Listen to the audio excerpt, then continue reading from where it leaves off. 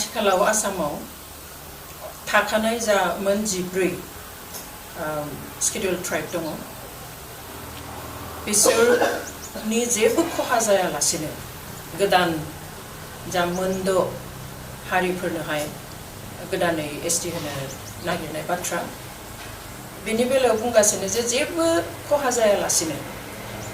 थाखानाय मोन 14 स्केड्युल ट्राइबफोरहा एबा ट्राइबेलफोरहा जेबो खहा जाया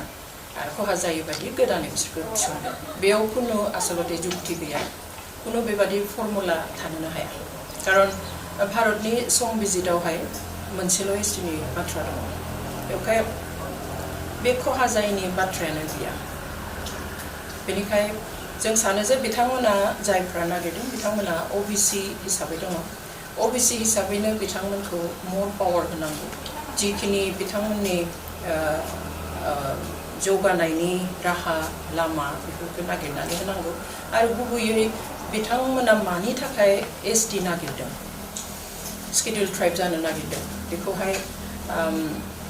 आइडेन्टिफाइ खालामनांगौ जाहोनफोरखौ जे मा जाहोननि थाखाय बिथांमोना गोदानै एसटिआव हाबनो नागिरदों आरो बे जाहोनफोरखौ एसटिआव सोआलासिनो बेफोरखौहाय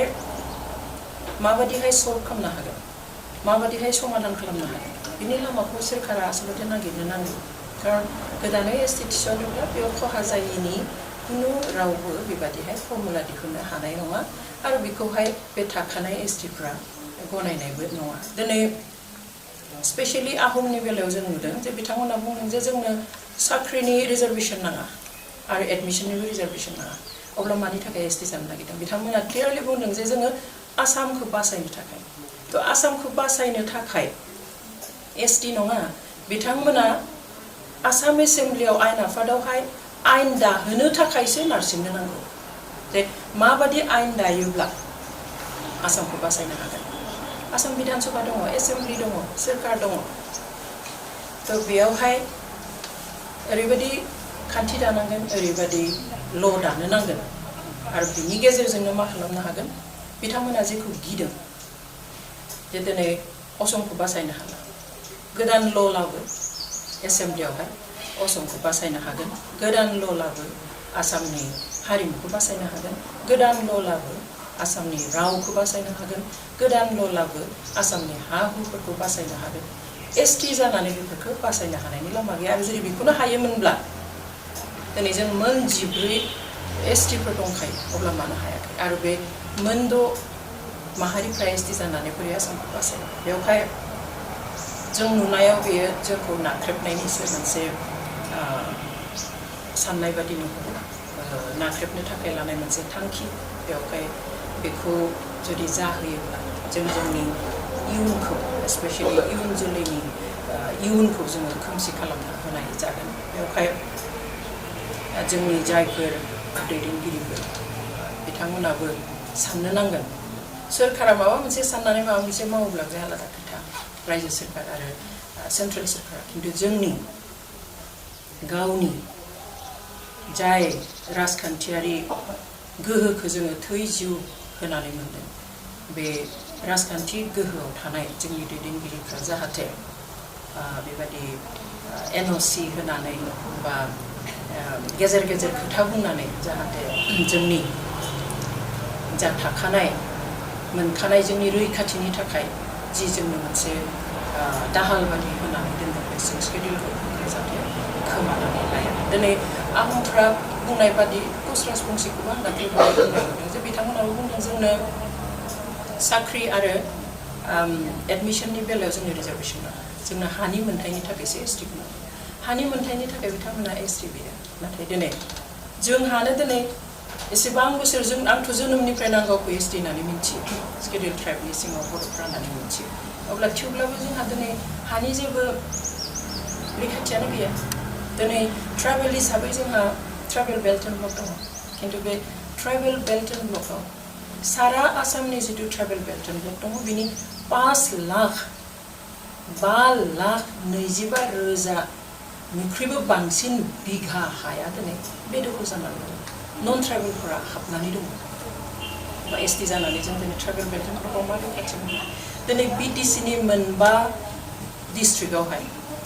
10,000निख्रुइबो बांसिन माने बिघा 80,000 बिघानिख्रुइबो बारा हाखौ दिनै नन ट्राइबेलफोरा कब्जा खालामनानै दङ एबा बेदखल खालामनानै दङ दिनै हाइकर्टआव केस खालामबाय हाइकर्टआ अर्डार होबाय जे ट्राइबेल बेल्ट एन्ड ब्लकनि बे नन ट्राइबेलफोरा बेदखल खालामना थानायखौ एडिक्ट खालामनांगौ होखारनो नांगौ नाथाय खालामाखिसै दिनै 2019 मायथाइनि 30 डिसेम्बराव मोनसे अर्डार होदोंमोन हाइकर्टआ डिसिफोरखौ दिनै बिटिसि सरकारखौ आसाम सरकारखौ जे बे दखलि जायफोरा आयेन बेरेखायै ट्राइबेलफोरनि हाखौ दखल खालामनानै होनाय बेफोरखौहाय गासैखौबो होखारनो नांगौ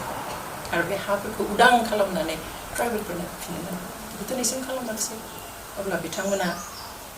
एसटि जानानैनो हानि रैखाथि मोनगोन होननानै बोरै सानदों बेनिखाय खोथाफ्रा एसेबां इजि नङा आरो सम बिजिदाव कुनु माबा भि माबा आर माबा इउ बेफोरबायदि कुनु एसटि थानाय माने गैया जानोबो हाया आरो बेफोरबायदिखौ जुदि मालाबा दिनाव खालामोब्लाबो जों सानो बेफोरनि थाखाय अनेक बोसोर नेनो नांगोन अब्लासिम हयथ' जेबोआनो थाहैनाय नङा खालि जोंनि गेजेराव बे